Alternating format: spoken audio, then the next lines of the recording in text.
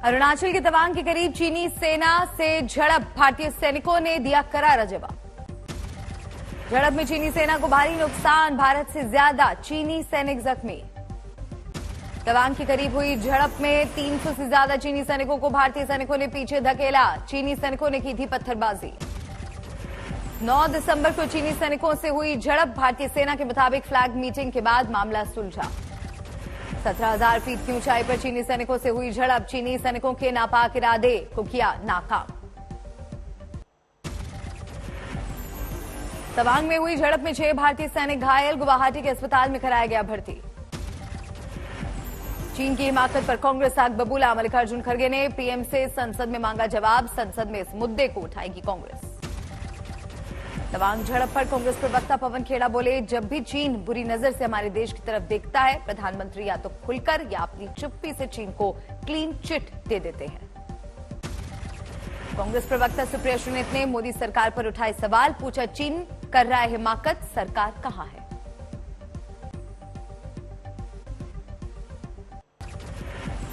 काबुल में हमले के दौरान 18 लोग हुए घायल, होटल से देर तक आती रही गोलीबारी की आवाज। सुरक्षा बल से मुठभेड़ के दौरान 3 हमलावर हुए ढेर, सभी के शव बरामद। गुजरात के 18वें सीएम बने भूपेंद्र पटेल, गांधीनगर में दूसरी बार ली मुख्यमंत्री पद की शपथ। भूपेंद्र पटेल के बाद 16 मंत्रियों ने भी ली शपथ, 8 कैबिनेट, 2 स्वतंत्र प्रभार और 6 बने राज्य मंत्री। गांधीनगर में शपथ ग्रहण समारोह में पीएम मोदी हुए शामिल, मंच पर झुककर जनता को किया प्रणाम।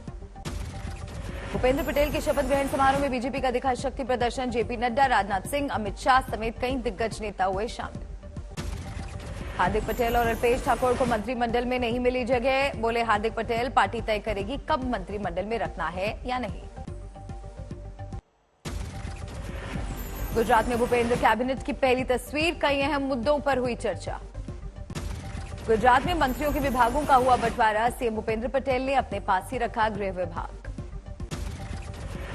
हर्ष संघवी बने गुजरात के गृह राज्य मंत्री, नई सरकार में खेल मंत्रालय की भी संभालेंगे जिम्मेदारी। कन्हूभाई देसाई को मिला वित्त मंत्रालय, ऋषिकेश पटेल संभालेंगे गुजरात का स्वास्थ्य मंत्रालय।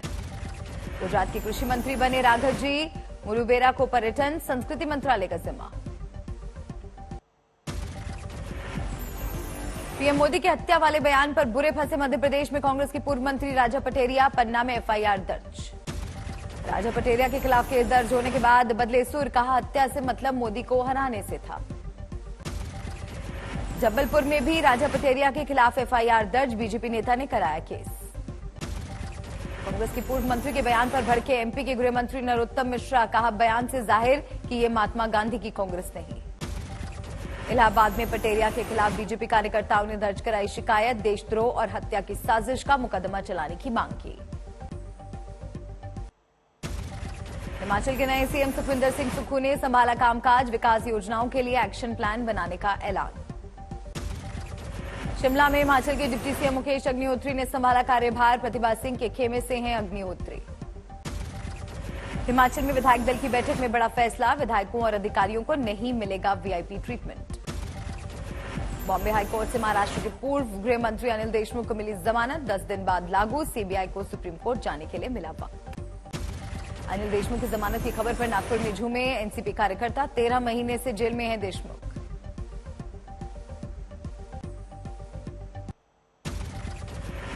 मैनपुरी से जीतकर संसद पहुंची डिंपल यादव ने ली लोकसभा की सदस्यता की शपथ, सोनिया गांधी के पैर छूकर लिया आशीर्वाद। बीजेपी सांसद सुशील मोदी ने राज्यसभा में उठाया 2000 रुपए के नोट बंद करने का मुद्दा, कहा ब्लैक मनी पर लगाम लगाने के लिए बंद करने होंगे 2000 के नोट। दिल्ली एयरपोर्ट का उड्डयन मंत्री ज्योतिरादित्य सिंधिया ने किया औचक निरीक्षण, भीड़ से निपटने के लिए दिए खास निर्देश।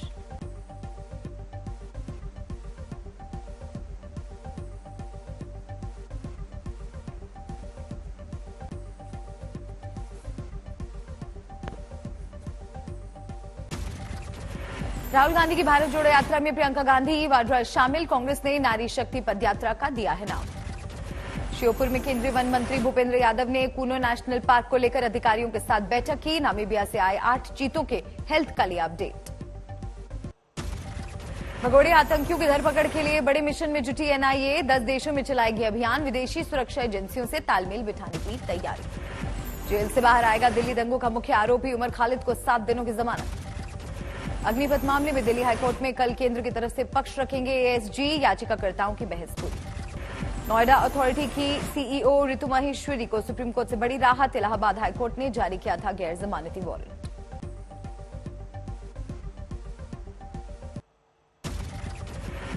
झारखंड के चाईबासा जिले में सुरक्षा बलों को मिली बड़ी कामयाबी। कोल्हान इलाके से 12 आईईडी किए बरामद। झारखंड के आदिवासी समुदाय को बेहतर शिक्षा देने के लिए सरकार की बड़ी पहल। सभी मंडलों में आदिवासी कल्याण मंत्रालय ने की ओबीसी आवासीय स्कूलों की स्थापना। झांसी में अवैध खनन के खिलाफ जिला प्रशासन ने चलाया अभियान। एमएलए रवि शर्मा की चिट्ठी पर कार्रवाई तेज। केरल के सबरीमाला मंदिर में 1 लाख से ज्यादा श्रद्धालु दर्शन के लिए पहुंचे। सुरक्षा के मद्देनजर पुलिस ने किए खास इंतजाम। बॉलीवुड स्टार शाहरुख खान बीती रात पहुंचे कटरा। वैष्णो देवी मंदिर में अर्पित किए श्रद्धा के फूल।